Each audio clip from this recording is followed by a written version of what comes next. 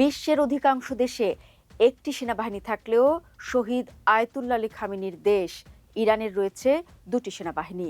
মধ্যপ্রাচ্যের দেশ ইরানের রয়েছে সমান্তরাল দুটি সামরিক বাহিনী। শুধু তাই নয়, এই বাহিনী দুটির অধীনে রয়েছে অসংখ্য ইউনিট, শাখা ও বিশেষ বাহিনী। কিন্তু কেন ইরানে কেন দুটি আলাদা সামরিক বাহিনী রয়েছে, এই প্রশ্নটি প্রায় আন্তর্জাতিক রাজনৈতিক বিশ্লেষকদের আলোচনায় উঠে আসে। মধ্যপ্রাচ্যের অন্য অনেক দেশের মতো একটি একক সেনাবাহিনী না রেখে ইরান দুটি প্রধান সামরিক কাঠামো গড়ে তুলেছে। একটি হলো ঐতিহ্যবাহী রাষ্ট্রীয় সেনাবাহিনী Islamic Republic of Iran army Artesh এবং অন্যটি বিপ্লবী সামরিক বাহিনী। এই দ্বৈত সামরিক ব্যবস্থার শিকড় মূলত 1979 সালের ইরানের ইসলামী বিপ্লবের সঙ্গে গভীরভাবে জড়িত। দর্শক, যেমনটি বলছিলাম, ইরানের বর্তমান রাজনৈতিক ব্যবস্থার ভিত্তি তৈরি হয় 1979 সালের ইরানের ইসলামী বিপ্লবের মাধ্যমে। এই বিপ্লবের নেতৃত্ব দেন তৎকালীন শিয়া ধর্মীয় নেতা রুহুল্লাহ খোমেনি। বিপ্লবের আগে ইরান শাসন করতেন পশ্চিমাপন্থী রাজা মোহাম্মদ রেজা পাহলভি। বিপ্লবের আগে যে সেনাবাহিনী ছিল সেটি মূলত বর্তমান Islamic Republic of Iran army আরতেশ।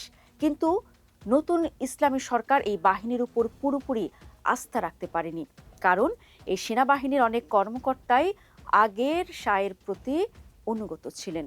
এই সন্দেহ থেকে বিপ্লবী নেতৃত্ব একটি নতুন সামরিক সংগঠন তৈরি করে, যেটি বিপ্লবী রক্ষীকারী বাহিনী। এর মূল উদ্দেশ্য ছিল নতুন ইসলামী শাসন ব্যবস্থা ও বিপ্লবী আদর্শকে রক্ষা করা।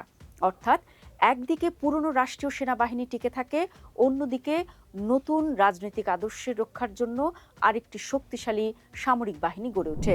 যেমনটি বলছিলাম, Islamic Republic of Iran army Artesh মূলত একটি ক্লাসিক রাষ্ট্রীয় সেনাবাহিনী। এর প্রধান দায়িত্বগুলো হলো দেশের সীমান্ত রক্ষা, বহিরাগত আক্রমণ প্রতিহত করা, স্থল, নৌ ও বিমান যুদ্ধ পরিচালনা করা। এই বাহিনীর অধীনে রয়েছে স্থলবাহিনী, নৌবাহিনী, বিমান বাহিনী, বিমান প্রতিরক্ষা ইউনিট। সংখ্যার দিক থেকেও এটি একটি বড় বাহিনী। অনুমান করা হয় আরতেশে কয়েক লাখ সক্রিয় সদস্য রয়েছে। তবে ইরানের রাজনৈতিক ক্ষমতার কাঠামোতে এই বাহিনীর প্রভাব তুলনামূলকভাবে সীমিত। আসল প্রশ্নের উত্তর লুকিয়ে আছে এখানেই। অন্যদিকে আমরা যে ইসলামী বিপ্লবী সামরিক বাহিনীর কথা বলছি, এটি শুধু একটি সামরিক বাহিনী নয়, বরং রাজনৈতিক, অর্থনৈতিক এবং নিরাপত্তা কাঠামোর একটি গুরুত্বপূর্ণ অংশ। এই বাহিনীর প্রধান কাজগুলো হলো প্রথমত ইসলামী বিপ্লব রক্ষা করা, দ্বিতীয়ত সরকারের বিরুদ্ধে সম্ভাব্য অভ্যুত্থান ঠেকানো, আর তৃতীয়ত বিদেশে ইরানের কৌশলগত প্রভাব বিস্তার করা। বিপ্লবী সামরিক বাহিনীর একটি এলিট ফোর্স রয়েছে। এই ইউনিট মূলত মধ্যপ্রাচ্যের বিভিন্ন দেশে ইরানের মিত্র গোষ্ঠীগুলিকে সমর্থন দেয়। এই বাহিনীর অন্যতম পরিচিত কমান্ডার ছিলেন জেনারেল কাশেম সুলাইমানি। 2020 সালে মার্কিন হামলায় কাশেম সুলাইমানি নিহত হন। ইরানের দ্বৈত সেনাবাহিনী কাঠামোর একটি বড় উদ্দেশ্য হল ক্ষমতার ভারসাম্য বজায় রাখা। ইতিহাসে বহু দেশে দেখা গেছে শক্তিশালী সেনাবাহিনী কখনো কখনো সরকার উৎখাত করে সামরিক অভ্যুত্থান ঘটায়। ইরানের নেতারা এই ঝুঁকি কমাতে দুটি আলাদা সামরিক কাঠামো বজায় রেখেছেন। এর ফলে একটি বাহিনী অন্যটিকে পর্যবেক্ষণ করে, কোনো একক বাহিনীর হাতে সম্পূর্ণ ক্ষমতা যায় না। সবশেষ সরকার তার নিজের রাজনৈতিক নিরাপত্তা নিশ্চিত করতে পারে দুটি সমান্তরাল বাহিনী থাকার কারণে। দর্শক, একটি বিষয় জানিয়ে রাখি, সময়ের সঙ্গে সঙ্গে ইরানের বিপ্লবী সামরিক বাহিনী শুধু সামরিক শক্তি নয়, অর্থনৈতিক শক্তিতেও পরিণত হয়েছে। ইরানের বহু বড় অবকাঠামো প্রকল্প, নির্মাণ কাজ, তেল ও গ্যাস খাতে বিপ্লবী সামরিক বাহিনী সংশ্লিষ্ট প্রতিষ্ঠান কাজ করে। এর মধ্যে সবচেয়ে বড় অর্থনৈতিক নেটওয়ার্কগুলোর একটি হলো খাত্তাম আল আনাবিয়া কনস্ট্রাকশন হেডকোয়ার্টার্স। এ কারণে অনেক বিশ্লেষক বিপ্লবী সেনাবাহিনীকে শুধু সামরিক বাহিনী নয়, বরং একটি রাষ্ট্রের ভিতরে অন্য এক রাষ্ট্র হিসেবেও বর্ণনা করেন।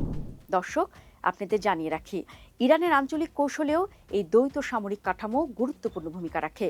আরতেশ মূলত দেশের প্রতিরক্ষা দেখলেও বিপ্লবী সামরিক বাহিনী মধ্যপ্রাচ্যের বিভিন্ন সংঘাতে সরাসরি বা পরোক্ষভাবে জড়িত থাকে। যেমন সিরিয়ার গৃহযুদ্ধ, ইরাকের মিলিশিয়া রাজনীতি, লেবাননে ইরানের মিত্র গোষ্ঠী। এই প্রভাবের মাধ্যমে ইরান মধ্যপ্রাচ্যে একটি শক্তিশালী আঞ্চলিক শক্তি হিসেবে নিজেকে প্রতিষ্ঠা করতে পেরেছে। তবে ইরানের এই দ্বৈত সামরিক কাঠামো আন্তর্জাতিক মহলে অনেক বিতর্কেরও জন্ম দিয়েছে। বিশেষ করে যুক্তরাষ্ট্র দীর্ঘদিন ধরে ইসলামী বিপ্লবী বাহিনীকে আঞ্চলিক অস্থিতিশীলতার জন্য দায়ী করে আসছে।